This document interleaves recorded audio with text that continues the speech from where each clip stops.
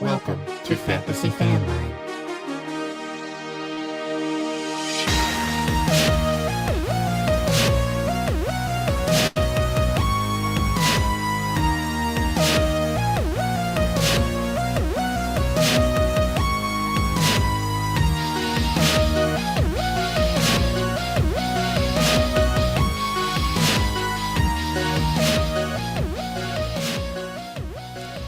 Hello, everybody.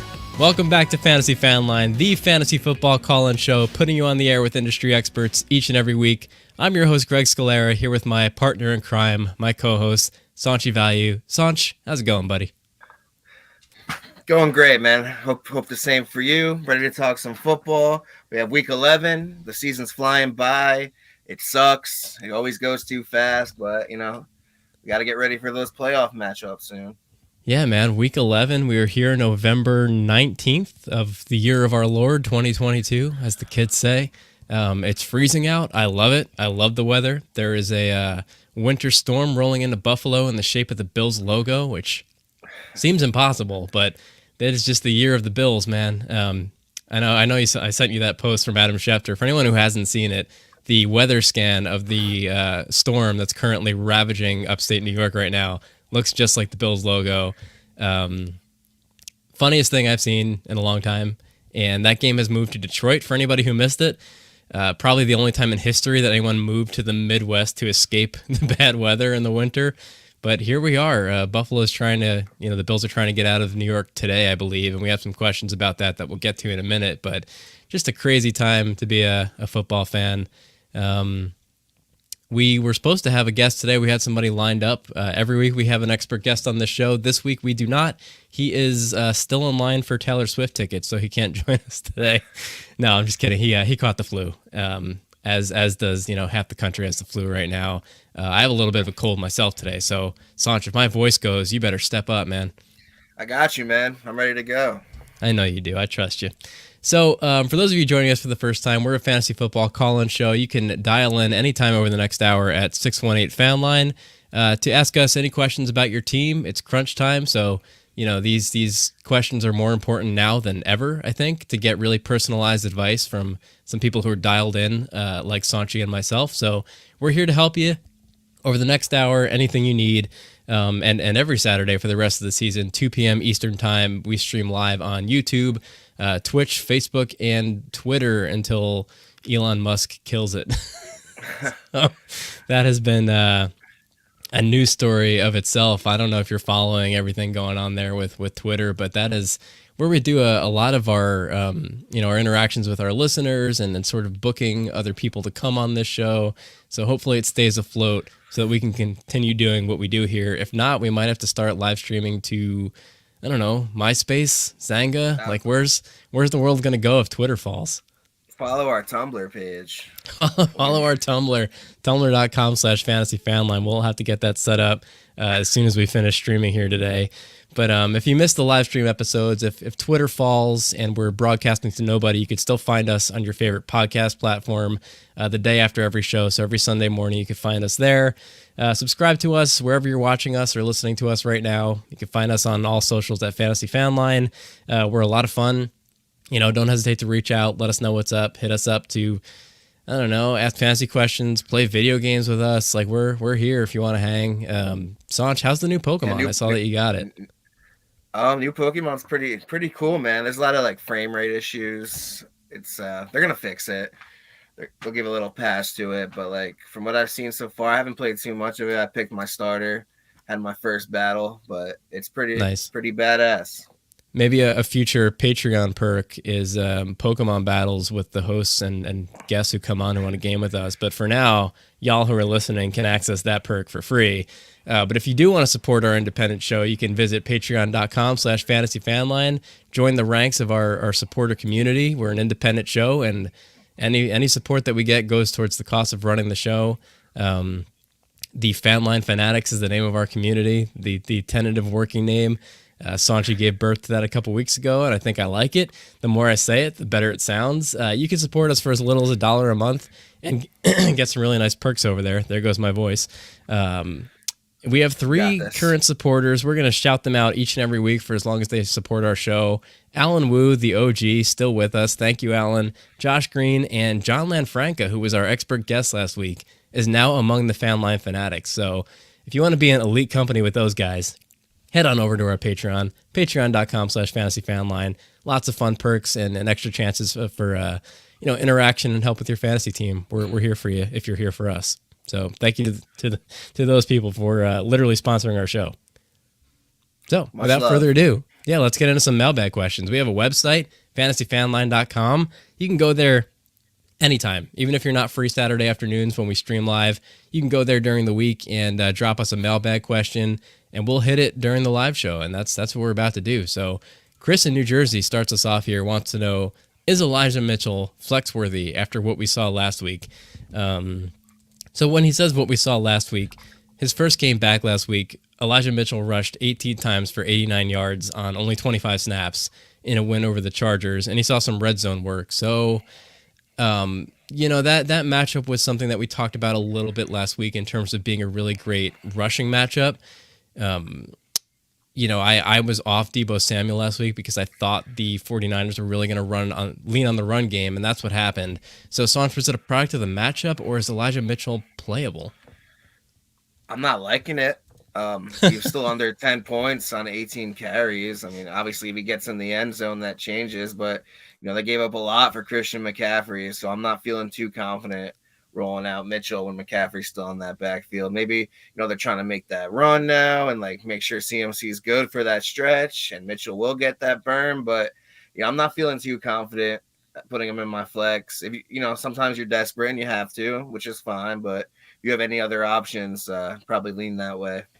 Yeah, I think I'd like to see it one more time. CMC only saw 14 carries to Elijah Mitchell's 18, but CMC was the one who scored.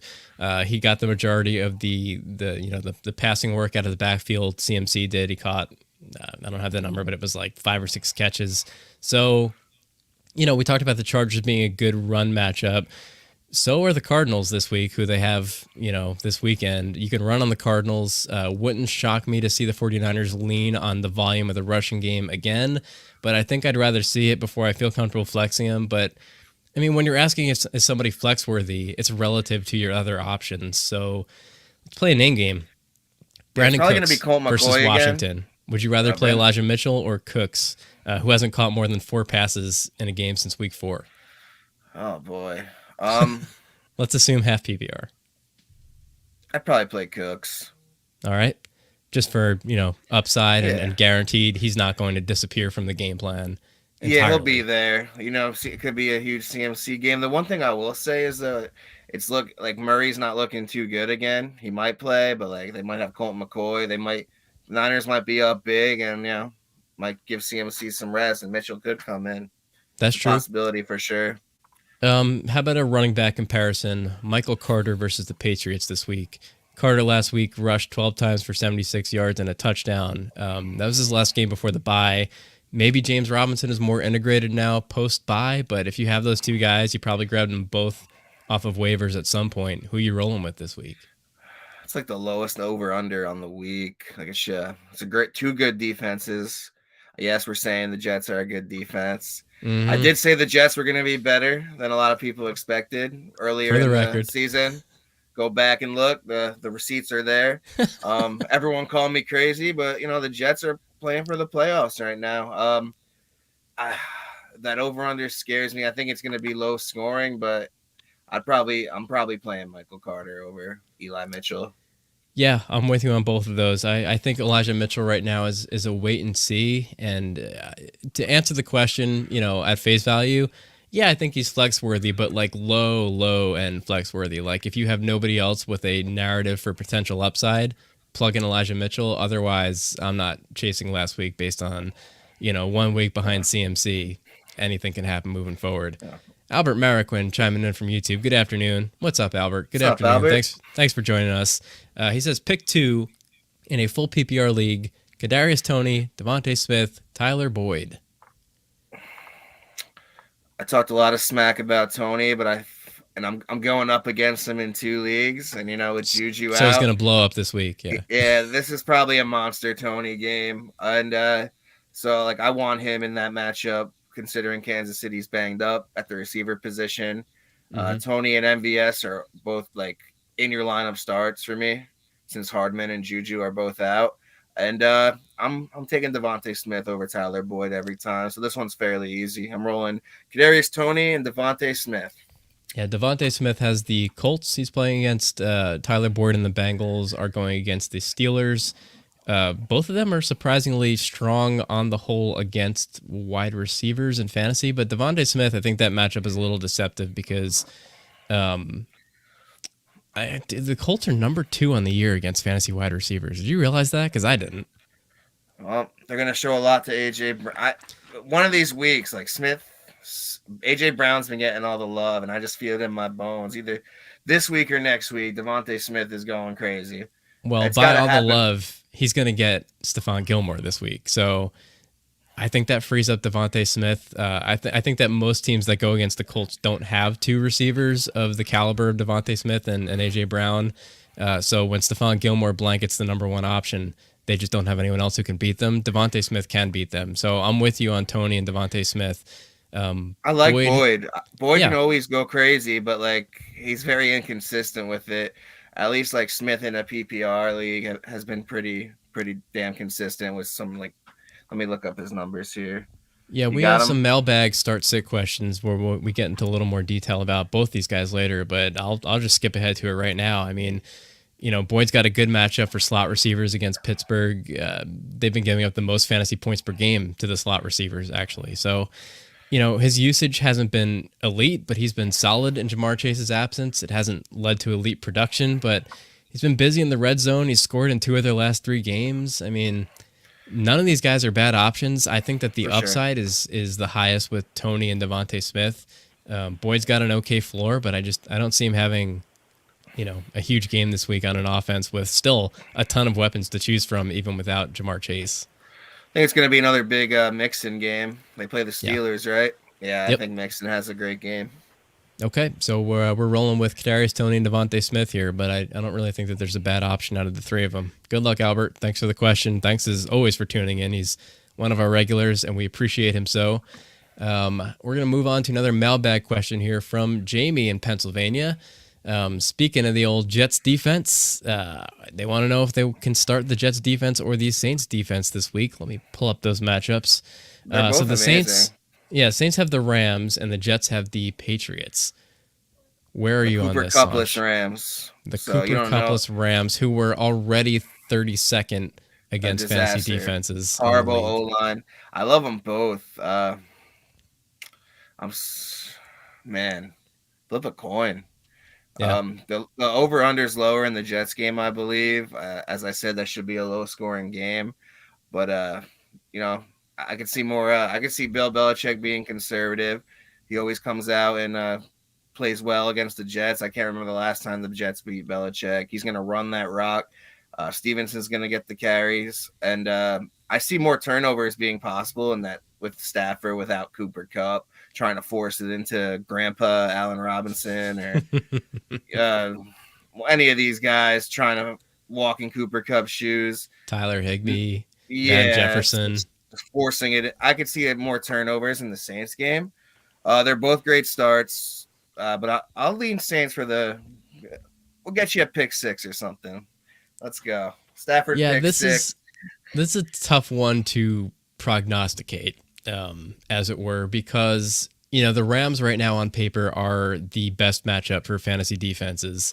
They have been for a while, but I was looking at the game-by-game breakdown, and it's really inflated by the huge numbers that they put up early in the season, or gave up, rather, to defenses. They've been a little more solid after the bye. So the first 6 weeks of the season until the bye, 6 games, they gave up 4 touchdowns and 13 turnovers to opposing defenses, which is insane.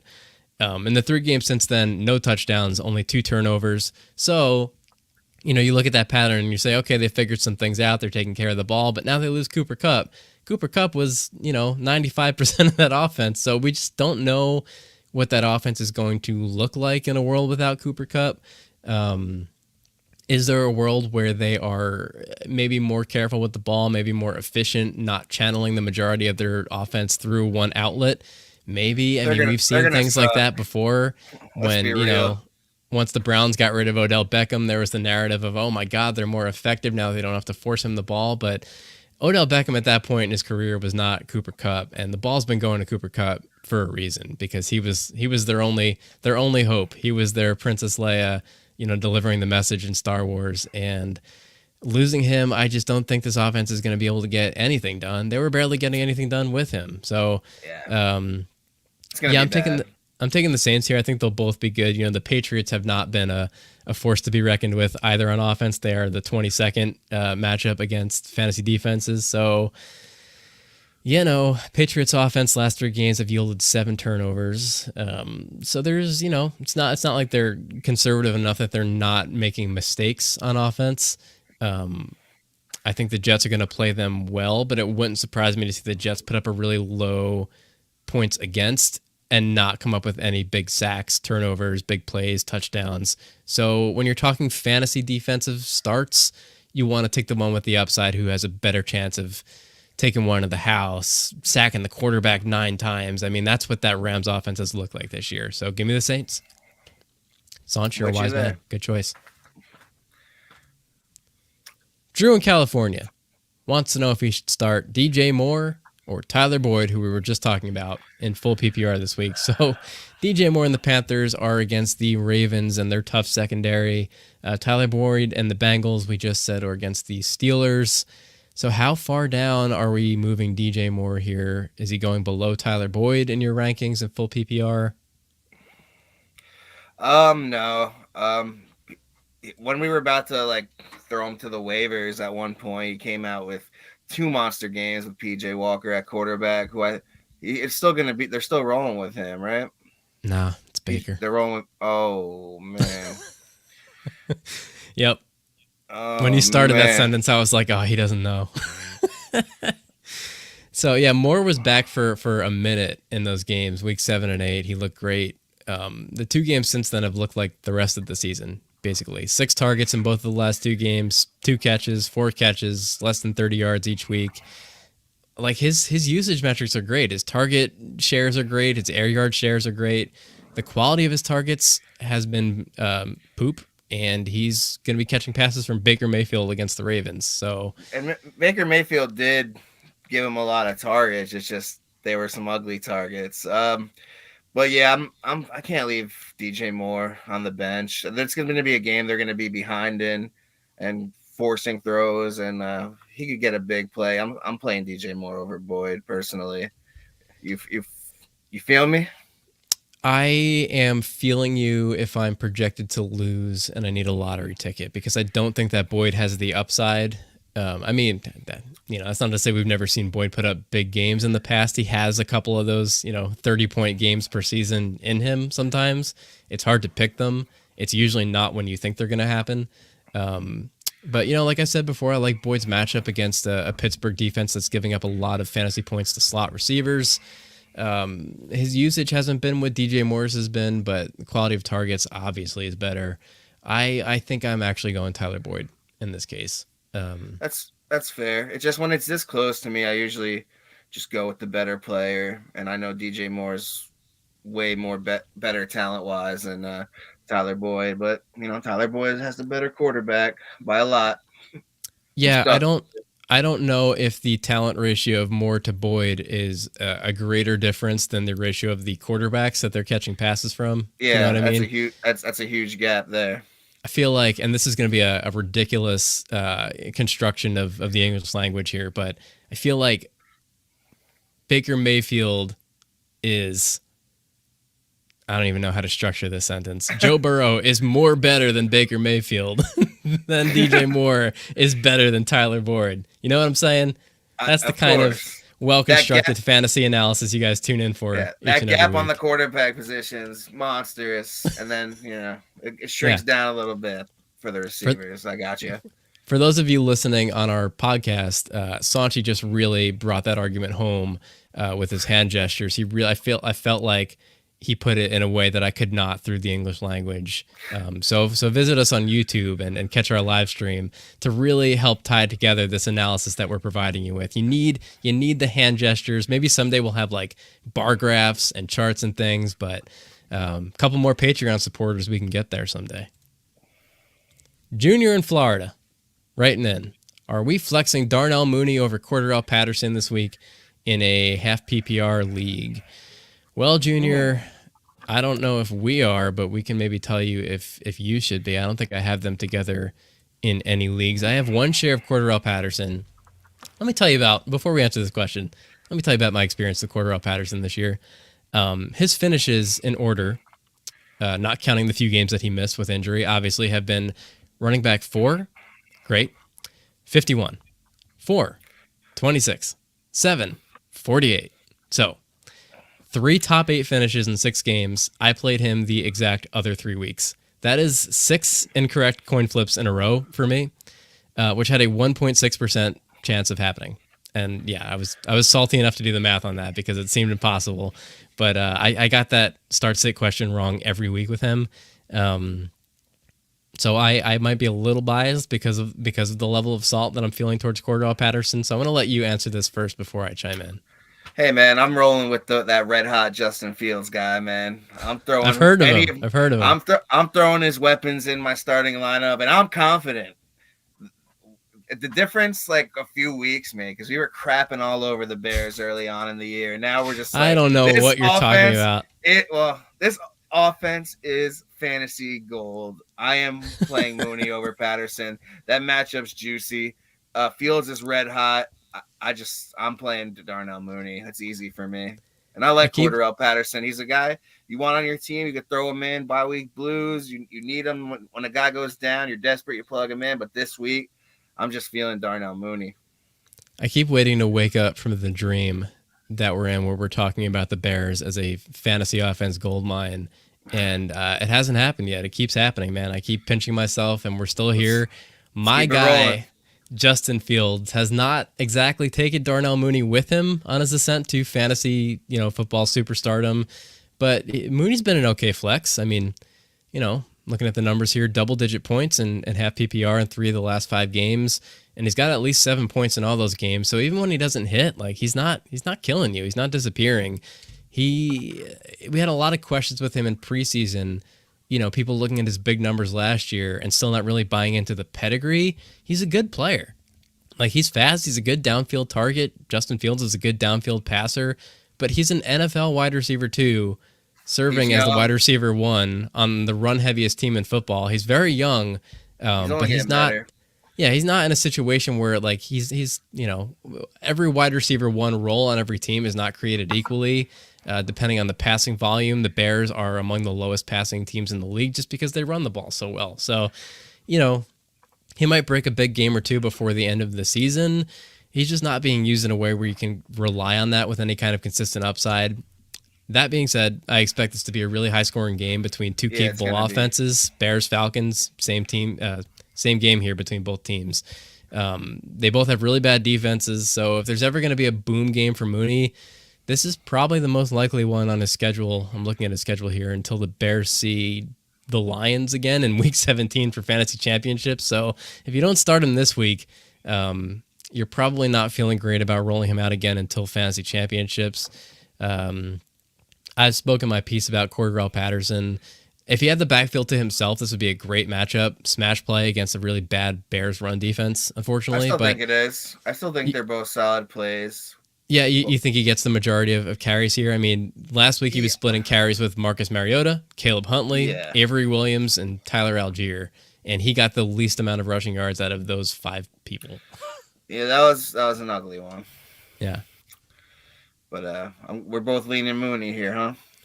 I'm leaning Mooney. I'm a little more concerned with Patterson than I think you are. I think they might be kind of managing his workload since the injury. He's not been the pinnacle of health over the course of his career. He is a 30-plus-year-old running back off the top of my head, I think, right? But he was never, well, first of all, he was never a running 31. Back. Prior to coming to the Falcons, he was more of a gadget wide receiver. So, like, he doesn't have the typical wear and tear that you associate with a running back. over the age of like 28 because he hasn't been hit, 200 times a year the way that most of those guys were. So you got to give him a little bit of an exception to the rule there, but there's still only so long that these guys can come out and be the elite of the elite of the elite in terms of athleticism. Patterson has always been that. Talent and athleticism never been the problem. It's always been a matter of usage, and they figured it out in Atlanta for a minute, maybe too late. That time may have already passed in terms of his body being able to hold up to that. I still had some huge games this year. He did have some huge games, man, on my bench. So I'm bitter, and I'm gonna die mad about it. But it happens. Look, it's not like they're keeping him fresh for a playoff run. The Falcons aren't looking to make any significant journeys into the postseason this year. Even if they sneak in, I don't think that they have the expectation of having to lean on Patterson, in early December or late November. Like, this isn't a CMC situation in San Francisco. So, long story short, I'm starting Mooney here, and I'm benching Patterson until I see a game where he comes out and shows us that he still has a commanding lead in backfield usage here. And then Greg will play him, and that's the week you bench him. That's so right. Yeah. I guess since Greg is sitting Patterson, you should probably actually. I changed my mind. I'm leaning Patterson because you're. I have a note here. Told me all this. I wrote out like a page of research, and at the end in parentheses, I literally wrote, but I don't know how to analyze this guy, so none of this matters. Because obviously every week that I try to start him, and it's been more about the timing, because like we came into the year with a lot of uncertainty, so I drafted him, and I was like, great, I'm glad I have him, but I'm benching him till I see it. And then he comes out, and he's a monster in week 1. I was like, oh my god, it's last year again. So I start him, and he sucks, and I was like, oh, it's a fluke. So I bench him, and he's doing the seesaw thing, and he's just one of those players where the narrative in the offseason was so uncertain about his role on this team that you didn't feel confident enough to weather the dud games. But here we are. He's been good as often as he's been bad, and I missed all of those weeks. Got to call in every week. Be like, Greg, you starting Cordarrelle this week? Be like, nah, I'm not feeling it. Throw him in your flex. He's going crazy. There you go. So basically you have a direct phone line to predict the future. 618 Fanline, if you want to call us, be like, Greg, what are you doing with Patterson this week? He's currently...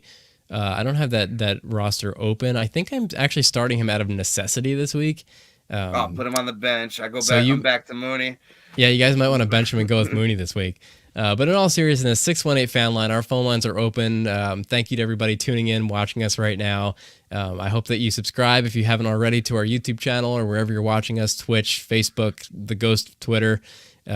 We're here each and every week, and if you want to call us, 618 Fanline, chat with us. If not, we're going to keep rolling through these mailbag questions. Rob in Illinois, go Bears, wants to know, please pick 2 in half PPR. Amari Cooper, Rondale Moore, Devontae Smith. Wow. Oh, man. Yeah, these are all surprisingly good options. Let me bring up the matchups here. We have the Browns and Amari Cooper going against the Bills in Detroit because, of course, Cardinals versus 49ers, Eagles versus Colts. We've talked a little bit about, Devontae Smith's situation against the Colts already. Rondale Moore, I'll paint a picture here before you weigh in, has been very productive, right, in the last few weeks after a very slow start. Had his best game without Murray, right? He had his best game with McCoy. 2 wide receiver 2 finishes in the last 3 weeks, not overall wide receiver 2, but top 24 and a top 8 finish. So in that span, he's averaging 8 catches on 10.3 targets per game. Is this the new normal? We'll see. The 49ers are a really tough defense with some weaknesses also against slot receivers. So I'm not really scared of the matchup.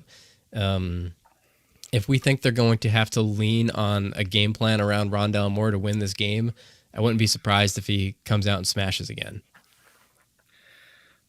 I think I'm leaving Rondale on the bench till I see it again. I know the Bills are a rough matchup for Cooper, but he's their one. They should be down. I like receivers that are going to be down in games. Like that's for fantasy. I always look at them. If they're going to be down, they're going to be forced to throw. I love it. I already talked about Devontae Smith. I'm not putting him on the bench the rest of the year. I know the Commanders went out and beat Philly. They had a weird game, but I expect them to still be that powerhouse we've been seeing, unfortunately. But we talked about Devontae Smith and the potential narrative of A.J. Brown seeing Stephon Gilmore. Maybe he doesn't see much action in the passing game. Dallas Goedert is hurt. So, Devontae Smith has the upside for double-digit targets. In 2 games this year with 10 or more targets, he finished as the overall wide receiver 1 and the wide receiver 15. So when they have to lean on him, he's great. And I could see that happening here. Yeah, Cooper, no, like you said, definitely boosts him up. Yeah, man. Like you said, Cooper's the one on the Browns. He's been great most of the year. He put up a dud last week, and the week before that they were on bye. So I think there might be a little recency bias here with some fantasy managers looking to fade him this week.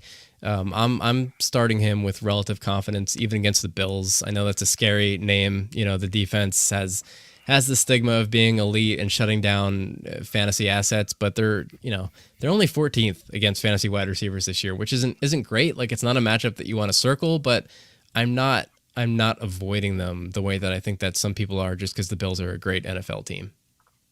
So you're with Cooper and Devontae Smith on this one?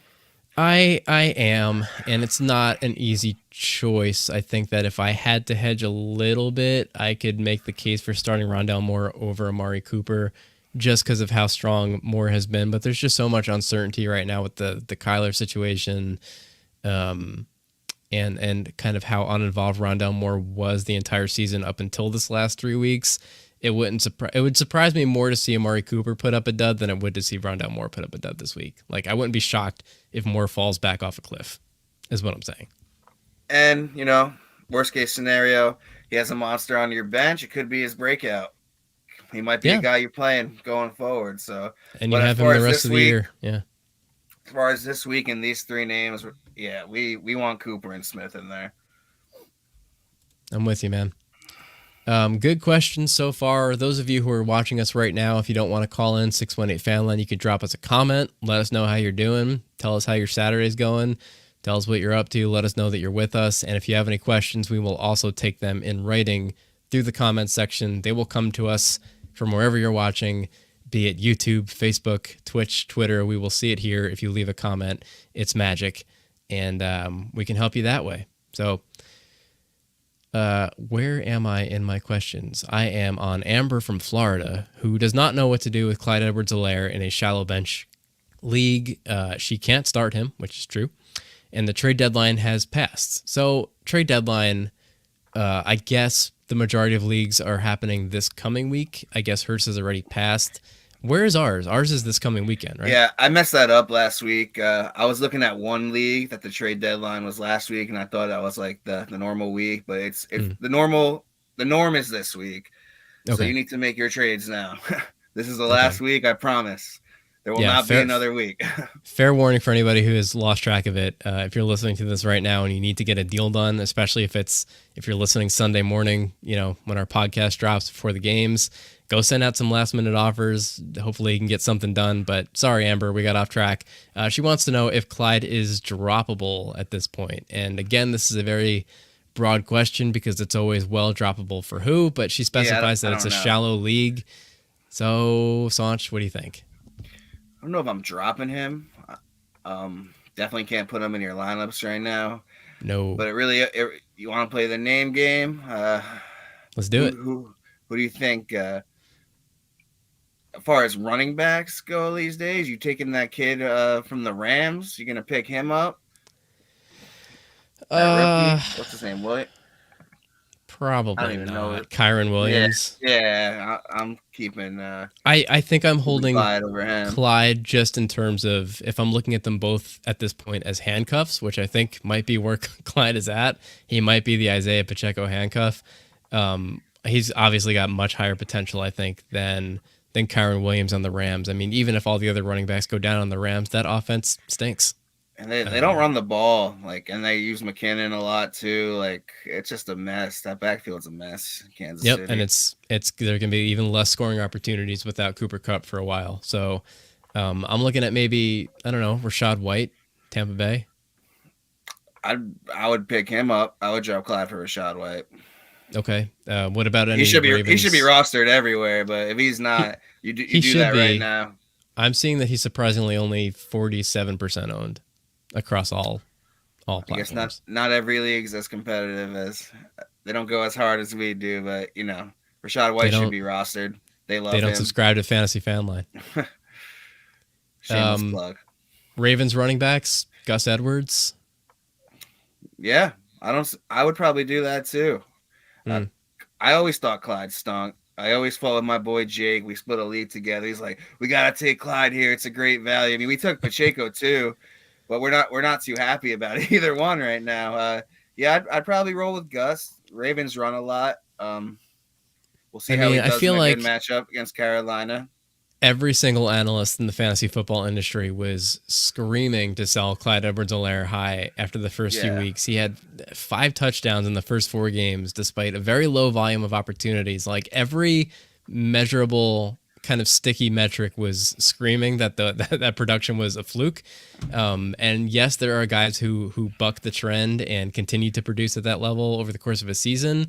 But when you bet on those situations, you are betting on the outliers, and that's a tough bet to make.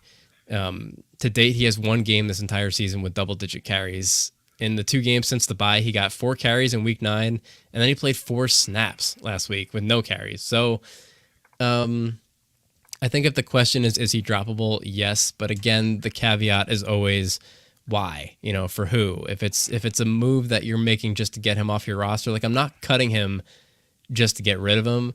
I'm cutting him if I need the roster space and there's a more valuable asset available to me. It also depends on situation. If you roster Pacheco, I'm more likely to hang on to Clyde. We're past the trade deadline, so you're not holding him as trade bait, for the Pacheco manager. You're not going to be able to ship him off unless you do it within like the next 24 hours. So he doesn't have a ton of standalone value unless Pacheco goes down. And if I can grab a guy who has the potential to be a startable asset in the back third of the season, I'm making that move. There's just not a ton of those guys out there. I mean, you're looking at guys like Hines, Chase Edmonds, Cam Akers. I'm not doing any of those. Yeah, I'm probably rostering Clyde over all 3 of those guys. Yeah, let me look at some kind of lower ownership percentages on wide receivers. Darius Slayton, Giant superstar. Huge week. He's back. Who would you rather have? I like the upside with Slayton right now. We don't have any receivers. Jones likes them. Treylon Burks. Burks might be a league winner after that performance. He looked really good. Yeah, I would definitely pick up Treylon Burks. I'll give you one more. Paris Campbell catching passes again from Matt Ryan under new offensive guru Jeff Saturday. He's looked solid too. I might take the shot on him too. Yeah, I think Clyde stinks. Moral of the story here is Clyde stinks, but also wide receiver depth seems to be a lot more plentiful on waivers right now. So, I think that if you're in good shape at the running back position, Amber, you can probably go ahead and drop him if you need help at wide receiver. There's a ton of options to choose from. If you're stacked at wide receiver and aren't doing as well at running back, maybe you hang on to him because there seems to be a really disproportionate amount of options at each of those positions available right now in terms of the quality. Yeah, and it's fantasy. Like, God forbid Pacheco goes down, he'll be startable again, but it won't be pretty. Yeah.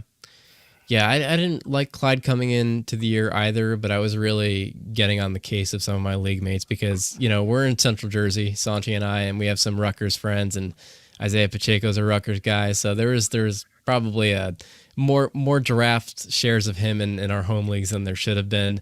But those guys all look like geniuses right now. Not necessarily for holding him all year. If you did that, you're nuts. But we both cut him.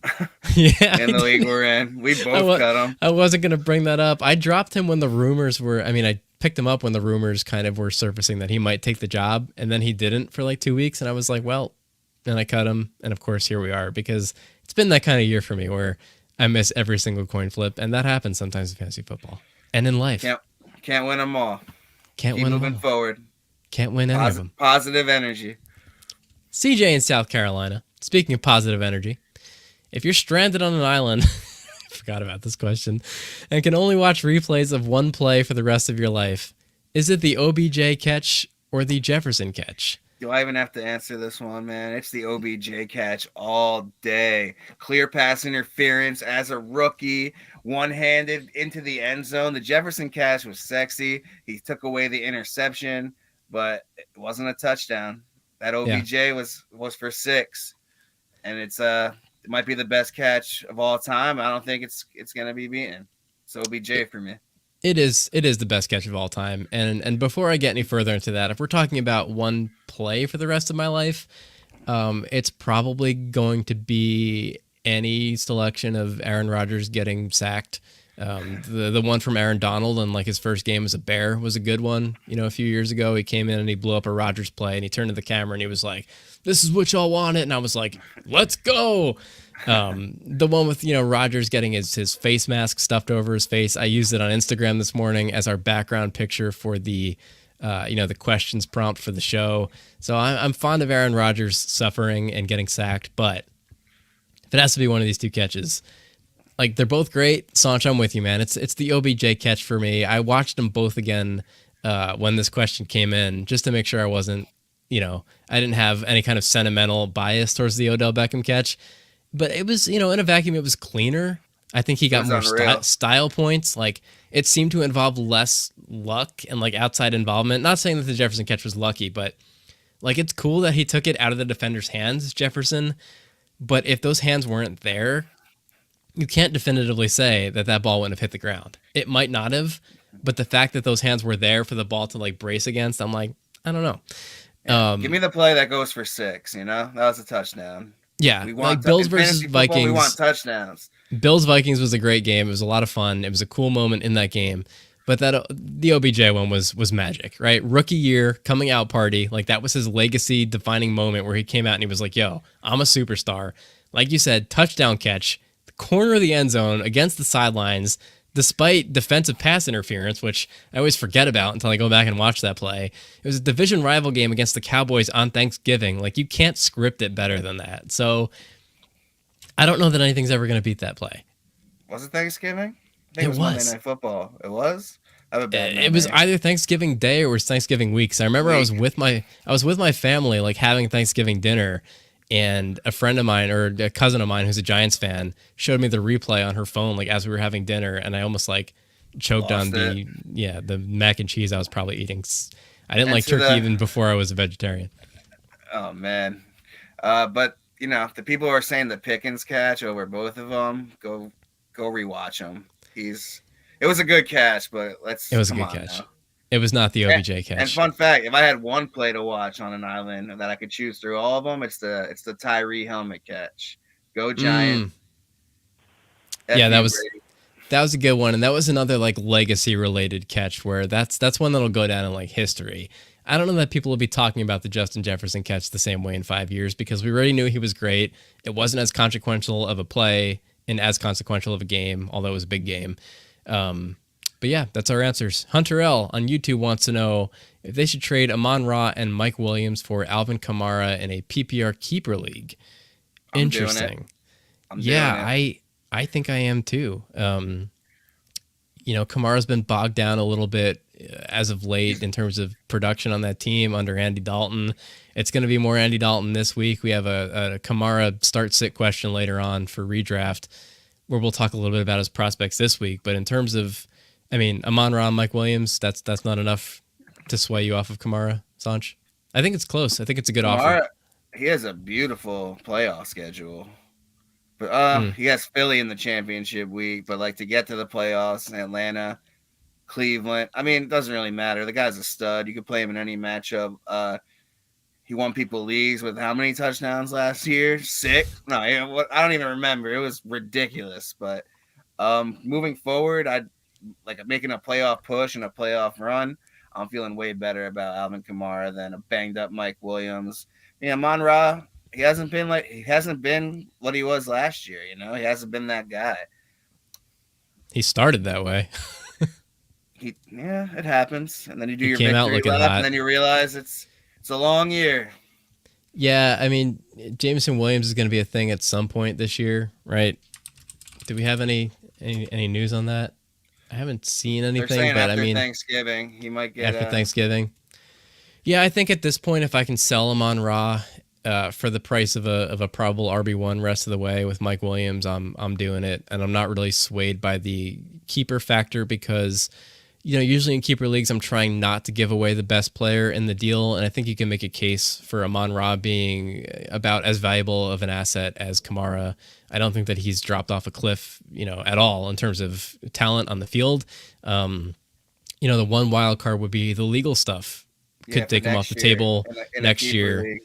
Yep. So, Hunter, I think that if there is a stud elsewhere on your team, if it's a one-player keeper league and you're already like, it's not even a factor, like I got my guy, like if you have like a CMC or something, or I don't know, anybody else that you'd rather keep over Kamara, and it's not a factor, but if it is, if you're looking at Kamara as your keeper next year, just remember, like that's something that could come in and blow up his 2023 season. Could get 4 games, could get 8 games. We have to see how it plays out in court, right? We don't know. So as I'm talking through this, if you're looking at Kamara as your keeper, that might be enough of a tiebreaker to scare me off of doing this. If you're otherwise going to keep Amon-Ra St. Brown, but again, it depends who else is on your team. If you're trying to win this year and make that run, though, I want Alvin Kamara in my lineup over these 2 guys. Good context. Blurpy writing in off YouTube: start Olave or Kadarius Toney at flex this week. I love Olave, but I want Winston back, man. Yeah, it's another week of Andy Dalton. Not that Olave has been awful with Olave, but yeah, the upside is with Kadarius Toney. You can maybe talk me into starting Olave if it's full PPR, but if it's half or standard, I'm going Kadarius Toney. It's Toney for me. He's gonna. I'm playing him against him in 2 leagues. I know he's gonna have a monster. The narrative fits just right. No Juju, no Hardman. You have to play Toney this week. Yeah. Lucius writing in from YouTube had a trade come in, giving up Justin Fields for Mark Andrews. I'm doing it. My current QB is Jalen Hurts. Oh, well. And my current tight end is Pitts. We're already 9-1 in this league. Are you worried about Andrews' injuries? It's hard to bench Jalen Hurts. You already have a top 5 guy. It's nice to have 2. We know Fields has been playing amazing, but that's, Kyle Pitts. He sucks. There's no other way to put it. I mean, we know he could be a good player, but for the position he's in right now, the numbers he's putting up, it's just, I am upgrading to Mark Andrews and rolling Jalen Hurts the rest of the way, especially 9-1. That's that. And, worried about Andrews' injuries. You have another bench spot, snag Likely. We don't really condone handcuffing tight ends, but this is like a rare situation. Like Isaiah Likely is a baller, and if Andrews is hurt, Likely will be great. The role there in Baltimore, the tight end role is really valuable, and that's not always the case. Usually when a tight end comes out and he's elite, it's because he's an elite talent, which is true with Andrews. But this is one of those situations where that offense just game plans around throwing the ball to the tight end. They kind of have to. What else are they going to do? So I'm with you on this, Saunch, and the way that I like to think about consolidating value in terms of the assets on my team is I love depth at the running back position. If I have too many good running backs to start, I'm okay with that, especially when I'm looking ahead to a playoff run. If I have too many valuable quarterbacks to start, I think that's a little different. I'm assuming this is a 1 quarterback league, and I don't want that much value tied up on my bench in terms of tradable assets. And Justin Fields, you can get a killing for him right now. I think that getting Mark Andrews is getting a killing for Fields, especially in a situation where you have, think about assigning like a number value, like a trade value to them, right? If you have a guy with like a 25 trade value in Jalen Hurts and a 20 trade value in Justin Fields, and you have a 2 in Kyle Pitts in your starting lineup, and you're getting a 25 back in return in Mark Andrews, you want as much of that number value in your starting lineup as possible on a week-to-week basis, rather than 20 of it sitting on your bench and 2 of it in your lineup, because you can't start Fields at tight end. So, in this case, I think super flex, you might win it all. Yeah, if it's super flex, we're having a different conversation probably, but I assume it is not. I assume it's 1 quarterback, and you're going to have to just flip a coin every week between Fields and Hurts, and regardless, you're starting Pitts every week. That's not a situation I want to be in. So yeah, I'm making this move, given the context of the rest of your team and your record and everything. Don't know about in a vacuum. They're probably still in a vacuum. If you were streaming quarterbacks, I'd be hesitant. Fields is balling, but the fact that you're 9-1, you have Jalen Hurts, who's been a top 5 guy, who has rushing floor. He has a rushing floor too. Mhm. I'm smashing this to get Andrews for that push. 9-1, good job. Thanks Yeah, for listening to congratulations. Fanline. Yeah. Send in a picture of your trophy or title belt once you win this year. FF writing in off YouTube. Wonder what that stands for. Give up Evans, Jamal Williams, and Kadarius Toney Ooh, for Walker and Eli Mitchell in half PPR. that's a lot to give Interesting. up for Walker, Walker being Kenneth Walker, not who's a Delaney, for those of beast. you in the time machine. Um, it's a heavy price. Saunch, we just spent 20 minutes talking about Kadarius Toney. Jamal Williams, we have been saying for a few weeks now, has been the AJ Dillon of this season, seeing a really productive workload on a surprisingly high scoring offense. And I don't know that that changes. And Mike Evans, I've been saying, potential buy low guy on a passing offense that should figure it out eventually. Eli Mitchell, a lot of question marks. Kenneth Walker, stud rest of the way. So, Yeah, I think that's too much for me, mm. considering the way I just Venmoed you for our 6-pack bet on DeAndre Swift. Enjoy that I after meant to Ricky bring that up leaves and or I forgot. whatever. Yeah. Yeah, I'm wrong sometimes. Swift will still be in my lineup, but unfortunately, Jamal Williams he's a great piece to have in fantasy right now. Evans hasn't been the guy we wanted him to be that he usually is, but there's still a lot of games left. It's still Mike Evans. We already talked about that upside with Toney, and like he might smash this week, and if he smashes this week, he might be Yeah. an important piece moving forward. I love Kenneth Walker. If you desperately need a running back, sure. That's what I was If you going to say. get The only way I'm doing this is if Jamal Williams is my one right now. Um, yeah, I for assume he's sure. probably not, but there are teams out there in that situation where just injuries and things have, compounded and you have nobody ahead of Jamal Williams on your running back depth chart, then yeah, I'm doing this. But, assuming you have better options, you're in good shape in terms of the balance of your depth at your, running back and wide receiver positions. No, I'm not doing this in a vacuum. I love Kenneth Walker, but Jamal Williams is the real deal. I'm not looking to sell him high. I know there's some concern out there, like, oh, when is that usage going to drop off? Once Swift is back to 100%, I don't think it's going to. I've been Even if saying it Swift is for healthy, 10 yeah. weeks. Yep, Unreal. exactly. So, no, I'm keeping your side of the deal here. Like I said, unless you need the running back depth. Eli Mitchell is kind of just a toss in for me. He's not really I'm kind of valuing this the same if it's Evans, Williams, and Toney for Walker straight up. The only difference is, again, if you need the running back help, it's nice to have the depth of Eli Mitchell just in case. I would You know, maybe try. I would maybe try to do Williams and Toney for Walker straight up. I'd if you do can get that. that done, I'm doing it. Or Williams and Evans, I'd probably still do for Walker, to be honest. I have a Like, feeling Mike Evans is gonna he's been disappointing, but I just have a weird feeling he's gonna have some monsters. he probably will, but I'm still doing that. And I think that there's a more realistic chance of getting that done. But if you could sell Toney high at that price, then that's an even easier decision for me. He says, okay, thanks, guys. You are very welcome. Thanks for tuning in. Anytime. Hope you Best of subscribe. luck. Steve Smith writing in on YouTube. Ayo, mad love to two of the best. Right back at you, brother. Thanks for joining us. Speaking of friends of ours, we have Jay Urbanski writing in off YouTube. What are you guys thankful for this holiday season? I'm thankful for being perfect in fantasy. Saunch, you want to Enjoy take it. this question? Enjoy it while you can. David versus number one versus number two this week. Not to get too into our league, but our friend John is he's got a juggernaut team. He's 10-0. I'm in second place with a pretty stacked team. I lost Cooper Cup, Ertz, Judy, and Juju last week, and that really sucked. But Yeah. I still have, Ramondre Stevenson, Barkley, ETN. ETN's on the bye this week, but enjoy it while you can. As far as what I'm thankful for, I'm gonna get really cheesy here. It's a roof over my Please. head, great family and friends, food on my plate, and good bill of health.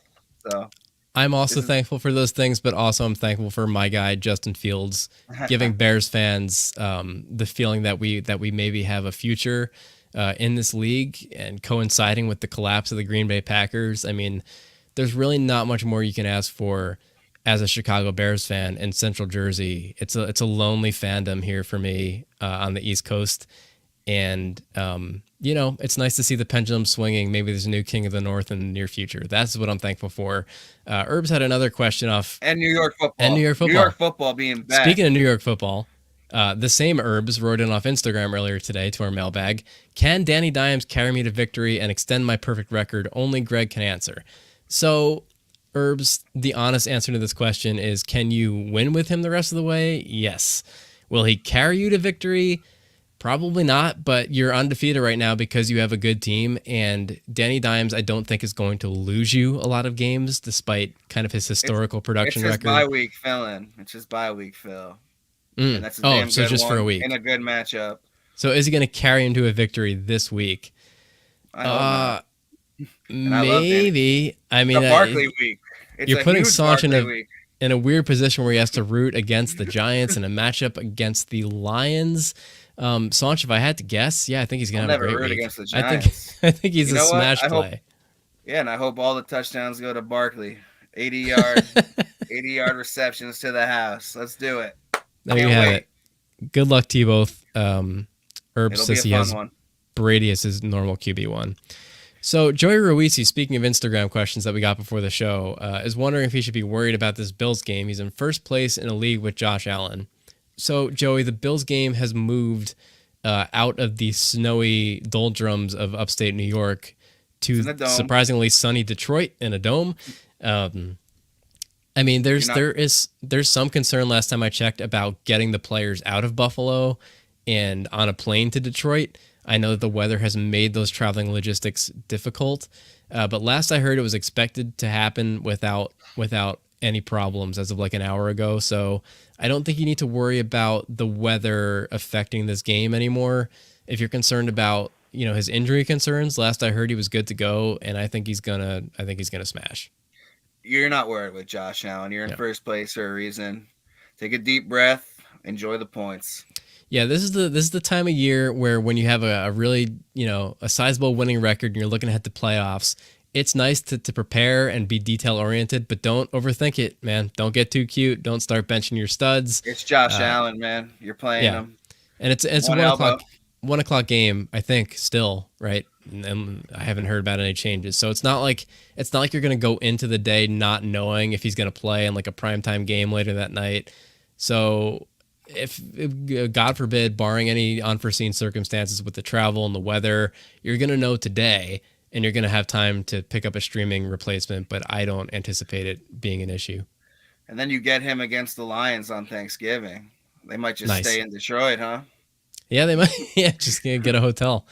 So we have a few minutes left here. 618 Fanline is our number if you want to call into the show. Join us live on the air to ask your questions. We are here for you. In the meantime, let's keep rolling through the mailbag. Ernest in New Jersey wants to know if you should roll with Kamara or David Montgomery at running back 2 now that Khalil Herbert is out.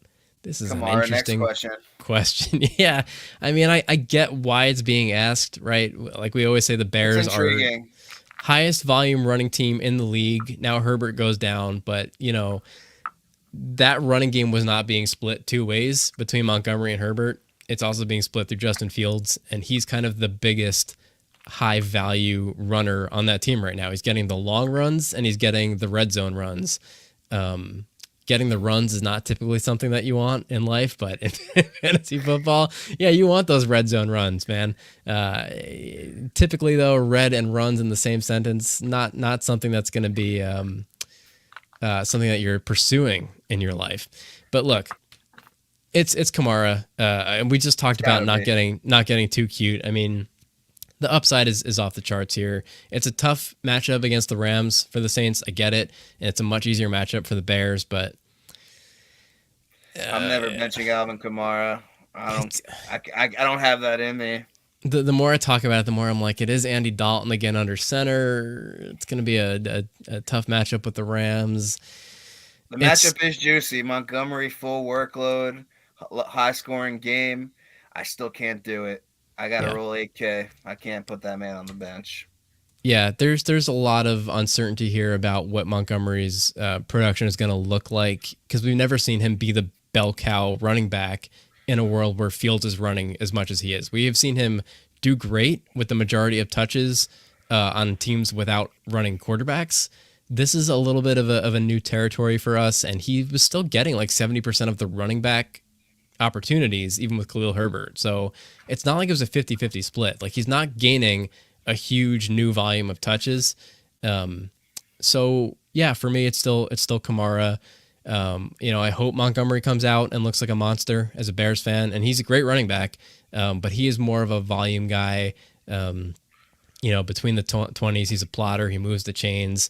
Herbert was more of the burst guy, which is why they were kind of keeping pace in terms of fantasy output, despite the difference in volume of touches. Montgomery's just not that kind of runner. Fields still is, and I think Fields will still get those big chunk plays. He'll still get a lot of those red zone carries.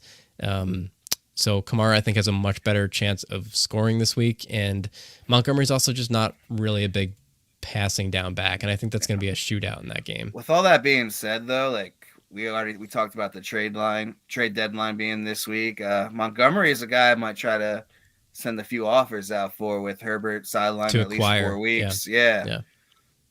I'm still not gonna play him over Alvin Kamara though. I think so too. Herbs, who you got tonight? Moxley or MJF? This is for you, Saunch. Maxwell Jacob Friedman. I will be in the building for Full Gear. I will be on the floor. I will be filled with beer. It's going to be freaking awesome. I can't wait. We're actually leaving to go to Newark now.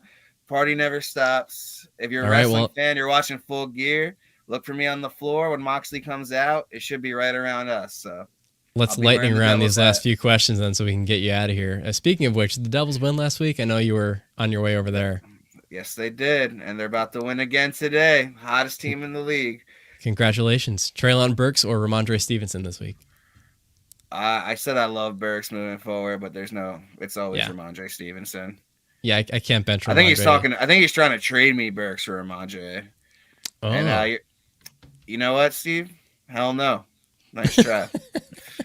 There you go. Live trade offer on the air. Quick answers here. Ryan in New York wants to know if you would start, I know what you're going to say, Jacoby Myers or Grandpa Allen Robinson this week, as you dubbed him earlier. I mean, he's intriguing without Kupp. Not for me. Jacoby Myers kills the Jets. I'm playing Myers. Yeah, last time the Patriots played the Jets, Jacoby caught 9 of 13 targets and scored. He's the wide receiver 21 and half PPR points per game this year, so I mean, Allen Robinson didn't even really win the number 2 receiving role behind Kupp, so I don't really think he's going to win the number 1 receiving role with Kupp out. Van Jefferson, Tyler Higbee, I don't know what they're going to do, but it's not going to be Allen Robinson. He's not the answer. He might get a few more looks per game, but he's also going to get a lot more attention. I mean, you really can't overstate the significance of Cooper Kupp in that offense, and losing him, I don't know how they make up for it. Kyle in Louisiana wants to know, oh my God, choose a desperation QB2 for this week, Matt Ryan or Taylor Heineke.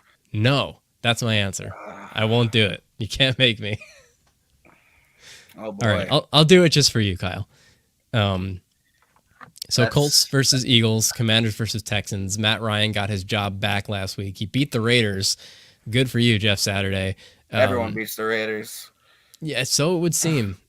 He actually put up a good fantasy total, but it was a little fluky. I mean, Matt Ryan ran for 38 yards and a touchdown on 4 rushing attempts, and one of those runs was for 39 yards. Like, I'm not going to do the research, but that was probably a career-long run for him. It was his first rushing touchdown of the season. So, like, his success has historically been as a passer, and he only threw for 222 and a touchdown last week, but no picks, no fumbles, so maybe the beginning of a new era of efficiency and good, not great production for him in Indy. So if that's your thing, he's probably more of a 12 to 14 points a week kind of quarterback. Taylor Heineke somehow only put up 6 fantasy points last week in a win over the Eagles. But prior to that, he was good, man. He was top 15 quarterback in each of the last 3 starts with 1 top 8 finish in there. So if you're playing in a league, if you're playing in a league that awards fantasy points for weird kneel downs, I think he would have been the QB1 last week, because that was one of the weirdest last couple of plays of a drive I've ever seen in my life. It's Heineke here. I like the match. Yeah, I don't want to play a quarterback against the Eagles defense. Heineke beat him, but that's why he had 5 points. He still beat him though, and the guys had some solid games filling in. I told Greg I had to make a decision in a super flex league if I get rid of Pickett or Heineke. He's like, well, Wentz is coming back. And I'm like, I don't think he is, man. I think this is Heineke's team moving forward. They obviously like him. They're winning more games with him. I like the matchup at Houston way better than that Philly matchup. So if you're that desperate, you got to roll Taylor Heineke over Matt Ryan. Texans defense loves to give up big plays. It's like their favorite thing. Like they come into the week and they're around like the chalkboard with the X's and the O's. They're like, okay, we're going to give up the biggest play possible each and every week, the highest average depth of target, the most broken tackles. That's their game plan. So great upside here. Josh Green, one of our appreciated Patreon supporters, is writing it off of YouTube. Greg, side bet time. Oh, I should have read this before I put it up. We play again shortly. Loser wears an article of clothing of their most hated rival on the next podcast after our match. Oh, I've never turned down a side bet before on a show. Josh, I'm going to be honest. I don't know if I can do it. Bets are all in good fun. And, the Pat McAfee impression was a lot of fun for me. If I have to come on this show wearing a Packers jersey, which I think I will have to because my team in that league is not the best, they could, they have a fighter's chance. But if I have to come on here with a Packers jersey, and then I would have to spend money to buy. Well, it says an article of clothing, so it could be like a wristband. We can find you one. I'm sure I know someone with a Rodgers. All right. So here's what I'm going to say, Josh. I will agree to this bet if I can crowdsource an article of clothing. I'm not going to go out and buy an article of Packers clothing. I'm not going to do it. I can't do it. I know that that's a team that is owned by the people, right? And I don't want to put any money into that organization. But yeah, I'll come on. I'll come on with like a pendant or like a wristband or something. We'll make it happen. No, we get you a Rodgers jersey. I think I know a guy with one. The thing is, go check that matchup before you agree. The thing is, though, I'm going to put it on and then I'm going to burst into flames on a live stream. And it's not like we could be demonetized because we're not making like ad revenue or anything. So can we broadcast a death live on YouTube? Like if I put on a piece of clothing and I die, are we going to get in trouble? And then we don't have a show anymore. And we'll all be sad. Yeah, Saunch will have to start a new show with a new logo. See that. Okay. I want you here, man. Josh, I will tentatively accept it. I legitimately don't know if I can do it. I might vomit through the entire show, but I'll try because, you support the show, you're a patron, and these are the ones we go through for our community. Let's go, Josh. I want to see this. God. Look, last quick couple of questions here. Can you do the Aaron Rodgers belt thing too? I have to do the discount double check. Yeah. Throw one of those. All right. In. Honestly, whatever makes you happy, Saunch.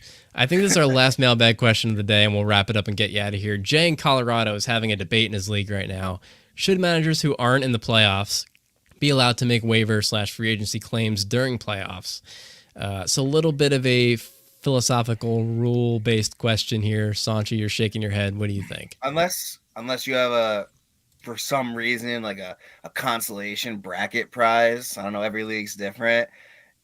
Then you should lock the teams that don't make the playoffs. If no one's playing for anything, the commission should lock all 6 teams that aren't eligible to win and keep it between the teams that are. Okay. That's simple. That's my answer too. I always like putting something up for grabs in the consolation bracket because it keeps people engaged even after they've been, mathematically eliminated from playoffs. You don't want people checking out at that point in the year. I run a league as a commissioner where we. The winner of the consolation bracket gets to choose their draft pick the following season. It used to be they get the number 1 pick, but then I was like, what if they don't want the number 1 pick? It's more not valuable even good anymore. Yeah, exactly. So it's a valuable thing to be able to win that choice the next season. But if you're not in a situation like that, I started to kind of go down the road of, well, everybody should be playing to win every week. But then I'm like, okay, but the potential for collusion is so obvious. Where you have, a championship matchup and there's an obvious waiver pickup and the other team goes and says, look, I'll split the pot with the high, fab owner in the league. If you block this waiver pickup, it's too easy for that to happen. So unless you're in a league where you really trust everybody to play in the interest of fairness, But rule number one of fantasy football: don't trust anybody. So, Stone Cold. I think I have to BTA. side on the locking it down argument, and that's where I'm at. Steve Smith, ride or die, writing in, I assume, in regards to that question. But he also says he'll call in next week on his life. He'll do a full segment. So, special guest next week, Steve Smith. What do you think, Saunch? I mean, you have a wedding, right? You have a wedding I to go will to? be at a wedding next Saturday. Spoiler alert, I won't be here. So it might be Saunchy hanging out with Steve Smith next week. We'll let you know when we figure that out. That could be interesting. That might be you have to accept like the parental controls for that one. we get Smith on. Is it going to be more or less inappropriate than me dying with a Packers jersey on in a couple of weeks? Probably less. Yeah. Probably less. Josh says, Greg, you can set a Green Bay fake background too. Just a thought. Yeah, that's an option. I mean, that goes outside the rules of the article of clothing a little bit, but I accept your generosity. We'll say I really need to think about it. I'm going to take the day. I'm going to do some meditation, spend some time with myself. Really, Drink some find ayahuasca. myself as a Bears fan. No, I'm not going to do that. I really need to. I think I need to revisit my contract as a Bears fan that I signed when I started cheering for them and see if this is even allowed. They might revoke my membership. But if I can get through those legal loopholes, yeah, let's do it. In the name of fantasy football. Saunchi, this was fun, man. We don't do this often, just the two of us. If you're joining us for the first time, we usually have an expert guest in addition to ourselves. It didn't happen this week due to illness with our planned guest, but we'll be back every week the rest of the season, 2 p.m. Eastern time, Facebook, YouTube, Twitch, Twitter, on your favorite podcast platform the day after. We have a Patreon, patreon.com/fantasyfanline. You can support us there, and it'll, if you pay us money each month, I'll be more likely to accept random spontaneous side bets where I have to humiliate myself on a live stream. Saunch, any closing words you have for our loyal listeners today? Did you have fun? Had fun. Happy Thanksgiving, everyone. Happy Thanksgiving, Greg. I'm thankful you asked me to do this show with you. It's a huge part of my life. I love to do it. Enjoy those games on Thursday. We got Giants Cowboys on Thanksgiving. I get nervous thinking about it, but let's get through this weekend first. But I have that circled on the calendar. I can't wait. Words of wisdom from my co-hosts, for whom I am also very thankful.